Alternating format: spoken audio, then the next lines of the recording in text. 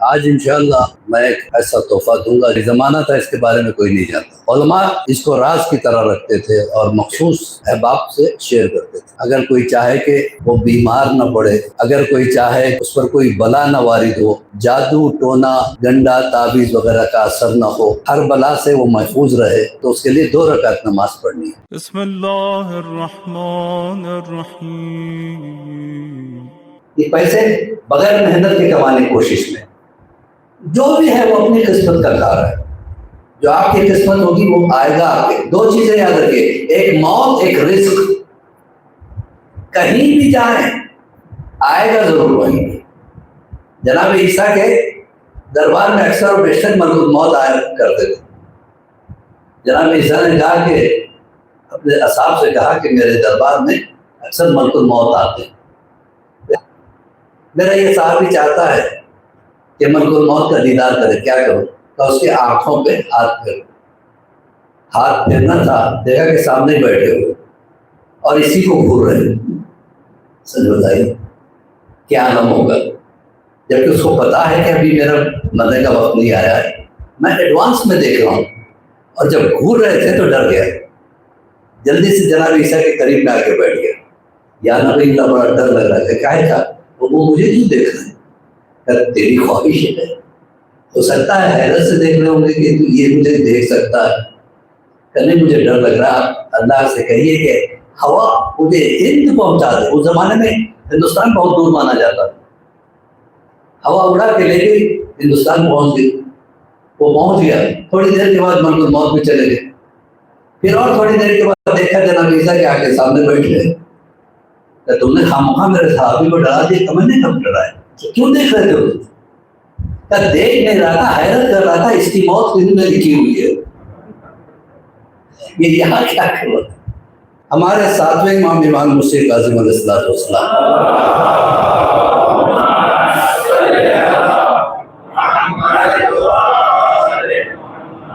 تشریف فرما ہے، اتنے میں کہ ایک شخص آیا کہ مولا جس کاروبار میں ہاتھ ڈالتا ہوں پھر ہو جاتا، انویسٹمنٹ لگاتا ہوں لیکن پیسے ڈوب جاتے، قرضے میں چلا جاتا ہے مال، پھر پیسے واپس آتے نہیں، پھنس جاتے، کیا کروں؟ تو صدقہ نکال۔ چلا گیا۔ دوسرا شخص آیا، شادی ہو کے 5 سال ہو گئے، اولاد نہیں ہوتی، کا صدقہ نکال، وہ بھی چلا گیا۔ تیسرا شخص آیا کہ میری بیوی بڑی بیمار رہتی ہے، کیا کروں؟ کا صدقہ نکال، وہ بھی چلا گیا۔ چوتھا شخص آیا کہ میرے بیٹے کی شادی نہیں ہوتی ہے، کیا کروں؟ کا صدقہ نکال۔ 5ویں سے رہا نہیں گیا، جو وہاں بیٹھا ہوا تھا، اس نے کھڑے ہو کے کہا مولا یہ کیا ہر ایک کے لیے ایک ہی صدقہ، سب کے لیے صدقہ؟ کہا کہ ہاں، تجھے کیا پتا کہ صدقے کی اہمیت کیا ہے؟ ہمارے چھٹے امام جب کسی کو صدقہ دیتے تھے نا، لینے والے کے ہاتھ کو پہلے چومتے تھے، امام چومے۔ جب پوچھا گیا مولا آپ کیوں چومتے ہو؟ کہا یہ ہاتھ وہ ہے جس کے ذریعے سے میرا صدقہ ادا کر جاتا ہے۔ ایک امام زمانہ علیہ السلام کا چاہنے والا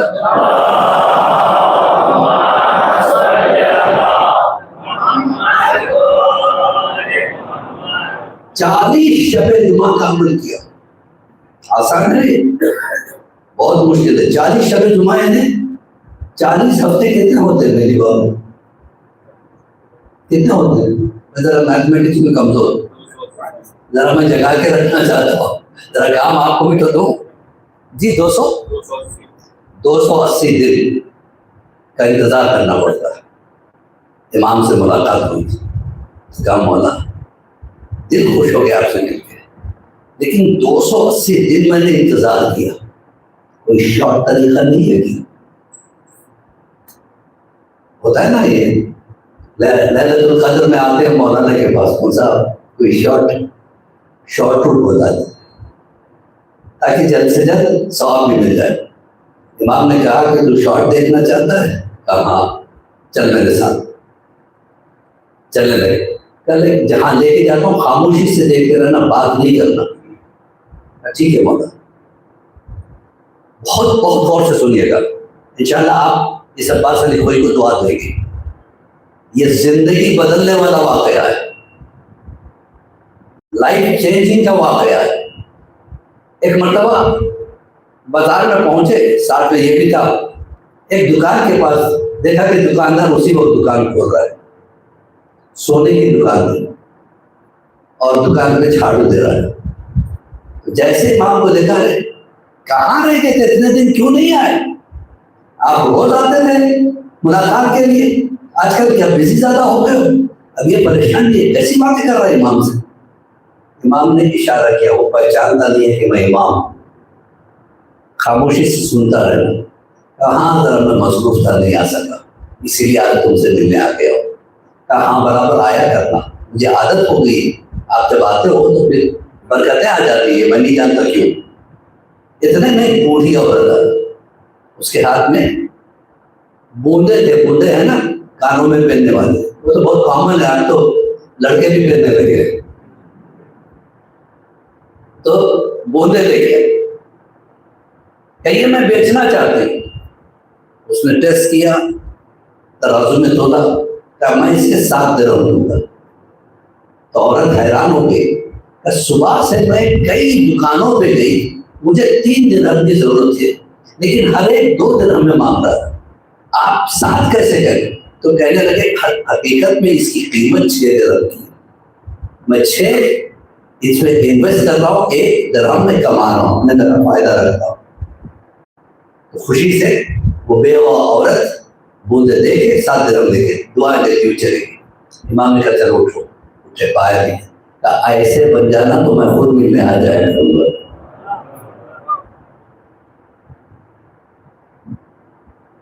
इमाम को इंतजार है कि मेरा चाहने वाला वैसा बने जैसा मैं चाहता हूं।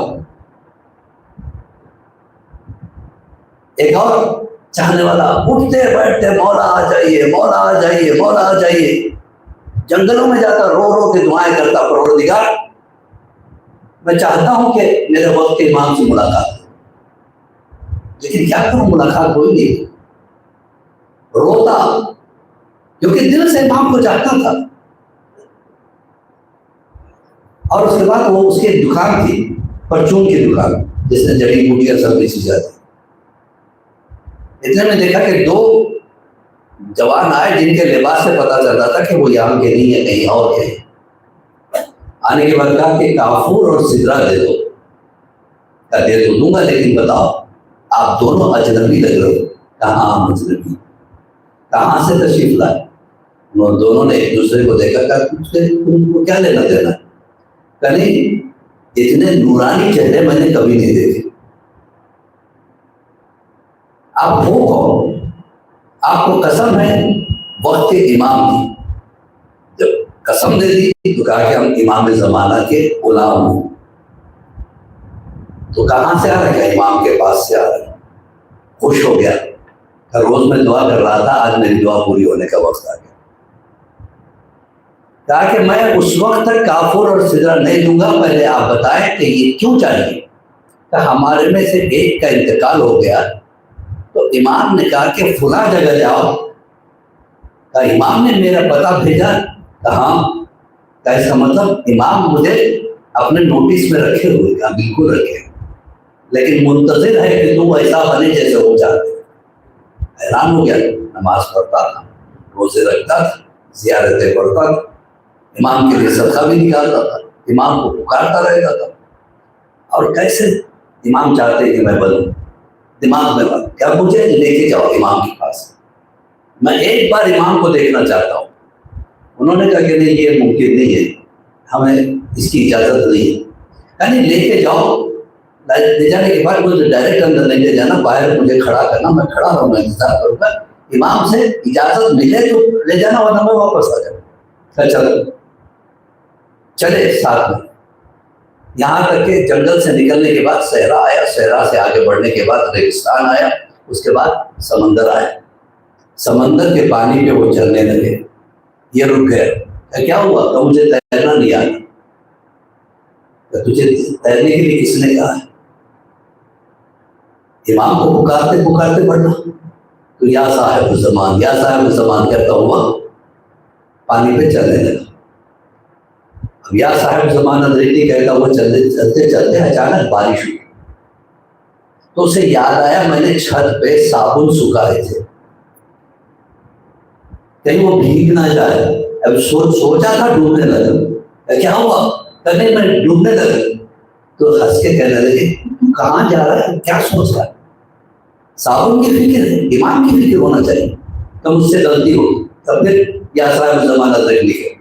اب یہ بولتا بولتا چلنے لگا یہاں تک کہ سمندر پار ہو کے جزیرے پہ پہنچے.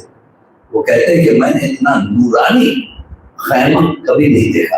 آسمان سے نور کی بارش ہو رہی تھی خیمے کے اوپر، اور خیمے کے اندر سے بھی نور نکل رہا تھا. اور میں کانپتا ہوا کھڑا ہو گیا، کہا کہ تم یہیں کھڑو، ہم جا کے آتے ہیں. اندر گئے، تھوڑی دیر کے بعد آ کے کہا کہ تجھے امام نے اجازت دے دی. کیوں؟ میری غلطی کیا ہے؟ کہ جس کو صابن کی فکر ہو ہم سے زیادہ، وہ ہمارے لائق کا نہیں، ہمارے کسی کام کا نہیں، اس کو کیا واپس کر دے. اس کا مطلب امام کیا چاہتے ہیں؟ ہر سانس میں امام بسے، ہر فکر میں امام بسے، ہر لمحے زندگی میں امام شامل رہے. کچھ نہیں تو یہ سوچے میں جو یہ کام کر رہا ہوں اس وقت میرا مولا مجھے دیکھ رہا ہے. سچ بتائیے اگر یہ احساس ہو جائے تو آپ کیا غلطی کریں گے؟ آج انشاءاللہ میں ایک ایسا تحفہ دوں گا جو بہت کامن ہے، تقریباً ہر دعا کی کتاب میں آج کل آ گیا ہے، ورنہ ایک زمانہ تھا اس کے بارے میں کوئی نہیں جانتا. علماء اس کو راز کی طرح رکھتے تھے اور مخصوص احباب سے شیئر کرتے تھے. وہ ہے نماز اول ماہ. اگر کوئی چاہے کہ مہینے بھر وہ بیمار نہ پڑے، اگر کوئی چاہے کہ مہینے بھر اس پر کوئی بلا نہ وارد ہو، جادو ٹونا گنڈا تعویذ وغیرہ کا اثر نہ ہو، ہر بلا سے وہ محفوظ رہے، تو اس کے لیے 2 رکعت نماز پڑھنی ہے، نماز اول ماہ. اس کے لیے ایک بہت مشہور واقعہ بھی ملتا ہے کہ ایک بس میں، ہائی ٹیک بس تھی، یعنی جس کے دروازے ویکیوم سے کھلتے تھے، مینولی نہیں کھلتے تھے. اور ویکیوم سے کھلنے والے دروازے اگر بس میں آگ لگ جائے تو دروازے کھلتے نہیں. تو بس میں آگ لگ گئی، دروازے بند ہو گئے، دروازے کھلے نہیں. نتیجہ یہ ہوا کہ تقریباً جتنے لوگ تھے سب مار گئے، سب جل گئے. اس میں سے کسی طریقے سے کانچ توڑ کے جب اندر گھسے، ریسکیو ٹیم اندر گئی، تو پتہ چلا کہ ایک بوڑھا آدمی، بالکل نہ اس کے جسم پہ کوئی خراش ہے، نہ اس کے کپڑے جلے ہیں، بہت محفوظ. تو اس سے پوچھا گیا کہ کیا بات ہے؟ ایک سوال پڑے گا محمد والے.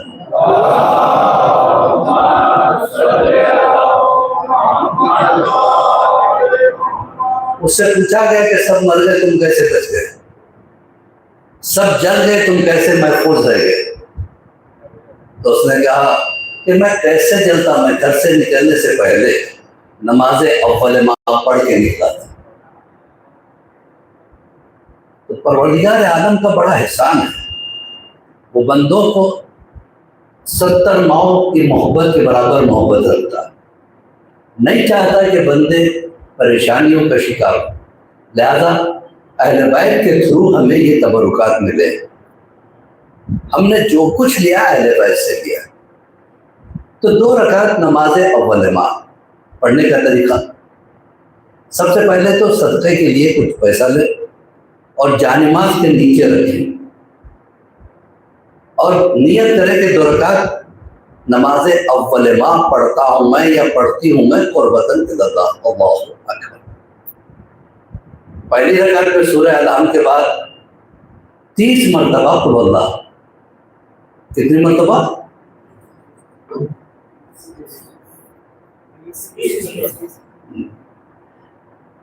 پہلی رکعت میں سورہ انعام کے بعد 30 مرتبہ قل اللہ کا. دوسری رکعت میں سورہ انعام کے بعد 30 مرتبہ انا انزلنا کا سورہ. اس کے بعد جو ہے نا، جس ٹائم میں آپ بیٹھے ہیں، جس پوزیشن میں آپ بیٹھے ہیں، وہ پوزیشن بدلے بنا وہ پیسوں کو ہاتھ میں دیں. طریقے ہیں اس کے، یہ نہیں کہ آپ نے، بعض لوگ کہتے ہیں نیت ہوگی اب بھلے سے پیسے جیب میں پڑے. نہیں اس کے بھی طریقے بتایا ہے کہ بھائی ہاتھ ملے اور سب سے پہلے نیت کرے کہ امام زمانہ کی صحت و سلامتی کے لیے، ان کے بعد ہیں، ان کے بعد اولاد ہے، والدین ہیں، سب کی صحت و سلامتی کے لیے، اگر والدین دنیا سے گزر گئے تو ان کی مغفرت کے لیے نیت کرے، اور وہ پیسہ جتنا جلد ہو سکے صدقہ دے دے۔ صدقہ اس وقت سے کاؤنٹ ہوتا ہے جب دے دیا جاتا، دے کے الماری میں رکھے ہیں، انتظار کر رہے ہیں کہ کوئی آئے گا تو دوں گا، نہیں بلکہ تلاش میں نکلے، تلاش میں نکلے ہوئے ہر قدم کا الگ ثواب ہے۔ ایک سوال پڑے گا محمد والے